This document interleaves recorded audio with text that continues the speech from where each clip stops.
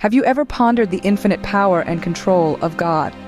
Just close your eyes for a moment and allow your thoughts to drift beyond the confines of your immediate surroundings. Contemplate on the omnipotence and omnipresence of God. Imagine, if you will, the dawn of creation when the world was nothing but an expanse of void and darkness. As the silence of this formless void pulsated through the cosmos, an all-powerful God cast the shining stars into the velvet night, his divine fingers painting streaks of radiant light across the infinite canvas of the universe. This very same God, the one who fashioned the galaxies and wrapped them in an enigmatic shroud of cosmic dust, also holds the vastness of the seven seas in his palm. He is the one who commands the tide, whose silent whispers lap against the shores and stir the depths of the formidable oceans. He is the orchestrator of the ebb and flow, the one who tames the tempestuous waves and keeps the aquatic world in harmonious balance. He is the protector of the cosmos, who measures the boundless expanse of space with his fingertips. He is the celestial architect whose blueprint for the universe was etched in the abstract realm of divine wisdom. He stretches out the heavens like a tent, setting the celestial bodies on their relentless march around the cosmic axis. He is geologist who weighs mountains and hills in a divine balance. He carved the peaks and chasms, clothed the earth in layers of rock and soil, forged rivers and valleys, and painted the earth with a palette of breathtaking landscapes. Every cliff, ridge, every plate tectonic is under his command, bending and shifting to his divine will. The God we serve, the God we believe in, has absolute control. He is the one whose mere utterance, "Let there be light," shattered the shackles of darkness, escaping its grip, illuminating the universe with a brilliant burst of energy. The cosmos, once shrouded in obscurity, now gleamed with celestial light, conquered forever. His Son, Jesus Christ, defied the laws of physics and walked upon the raging Sea of Galilee. With a power that transcends human comprehension, he held the winds in his fists and commanded, "Peace, be still." His voice reverberated through the storm, quelling its fury, lulling the waves into a tranquil hush. His authority over the forces of nature and the physical world is the embodiment of control. This is the same God, the God who tends to the cosmos, the God who governs planet Earth, who can also govern your life, if you allow him. He is not a distant, uninvolved, and indifferent. He is a personal God, a loving Father, who desires to guide and direct your life. He can carve pathways where seem to exist, leading you through the wilderness of life, navigating through the treacherous terrain of trials and tribulations, guiding you towards a destiny filled with hope and promise. So why worry? Why succumb to fear and doubt? Why let life's storms toss you to and fro when you have the master of the as your guide? Why not, instead of dwelling on the problems of today, start living?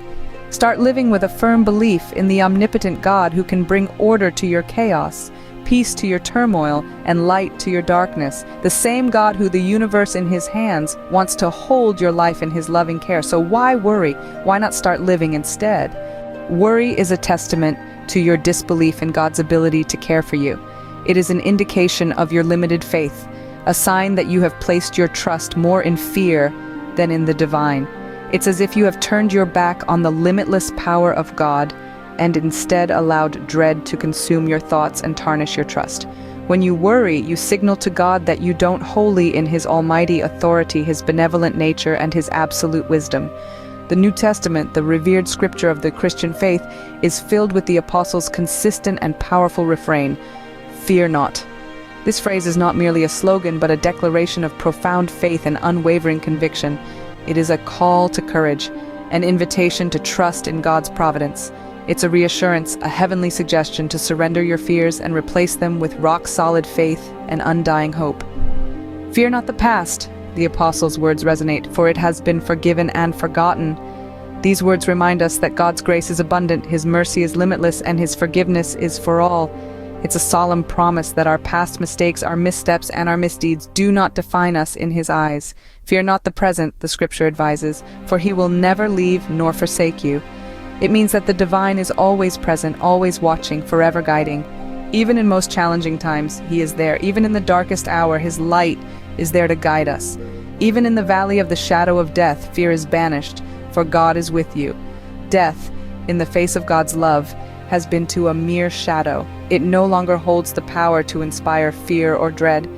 Instead, it is seen as the ultimate surrender to God's will, the final step in our earthly journey. Fear not sickness, the scriptures continue, for Bible is the book of the great physician. It means that God is the ultimate healer, capable of curing all ailments and easing all pains. His power surpasses any human understanding of medicine and health. Fear not poverty, the words of the Bible reassure us, for it is God who grants the power to garner wealth. It means that divine providence can turn fortunes around, create abundance out of scarcity, and fulfill our needs according to his wisdom and timing. Fear not the people around you, the scriptures counsel, for the Bible promises peace with your enemies. It reassures us that with God on our side, the impossible becomes possible. We can conquer unimaginable mountains, defeat formidable foes, and overcome insurmountable obstacles. With God on your side, your strength is boundless, your courage is insurmountable, and your faith is unshakable. Without him, you are like a ship adrift in a stormy sea, vulnerable to the whims of circumstances and the caprices of fate. Worry, then, is nothing more than a self-inflicted burden, an assurance of impending disaster, a belief in personal defeat and despair. It's a poison that seeps into the mind, a toxin that erodes faith and corrodes hope. It's a tainted stream that drowns hope and optimism, that suffocates faith. It's a price paid for troubles that never materialize. Life is a mystery, and we can't predict what lies around the corner. This unpredictable journey that we call life has its ups and downs, its twists and turns. It's like a labyrinth, full of wonders, surprises, and sometimes fears. Many times this labyrinth may seem too convoluted, too intricate to navigate. Yet there is a beacon of hope, a guiding light that never dims. That beacon is God, an enduring and omnipresent entity who walks this labyrinth with us through the most complex of life's maze. We can always trust God. His faithfulness is a constant in an ever-changing world, a world that often sways with the winds of uncertainty and the currents of chaos. God's fidelity is a rock, steadfast and unyielding. It is this firm foundation on which we can build our lives, our hopes, our dreams. And in this trust we find a sanctuary, a place of refuge and peace. We don't have to live in fear because he is with us on our side. In the darkest corners of our lives, when shadows loom large and doubts creep in, God is there. He is our torchbearer, illuminating the path before us and guiding us away from the precipice of fear.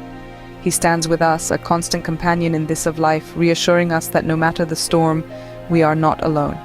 Worry may see the problem, but faith sees the God who can handle the problem. Worry magnifies our fears, amplifies our anxieties, and intensifies our struggles.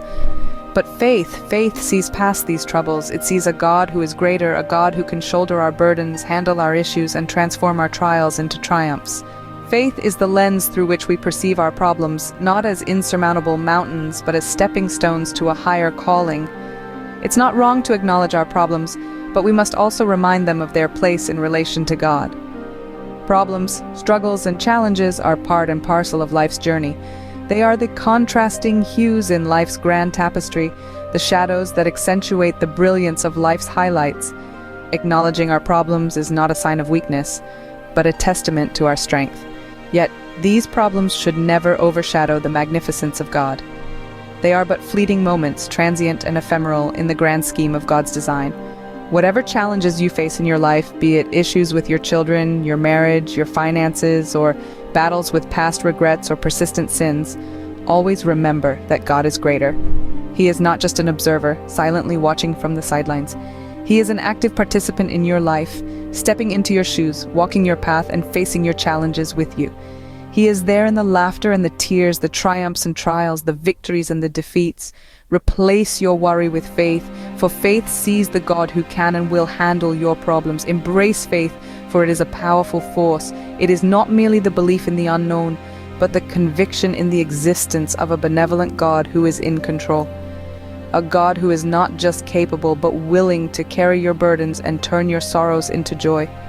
Trust in him, for he is the all-powerful God who flung the stars into the night, commands the seas, the winds, and all of creation. Trust in his might, his wisdom, and his love. He is the master architect, the divine painter, the supreme poet of the universe. He is the maestro of celestial symphony who orchestrates the rhythm of the cosmos from the tiniest atom to the largest galaxy. He is in control and he cares for you. His love for you is not contingent on your successes or failures. It is an unwavering love, a love that embraces you in your entirety, with all your strengths and weaknesses, victories and defeats, joys and sorrows. He cares for you, not because of what you have done, but because of who you are, his beloved child.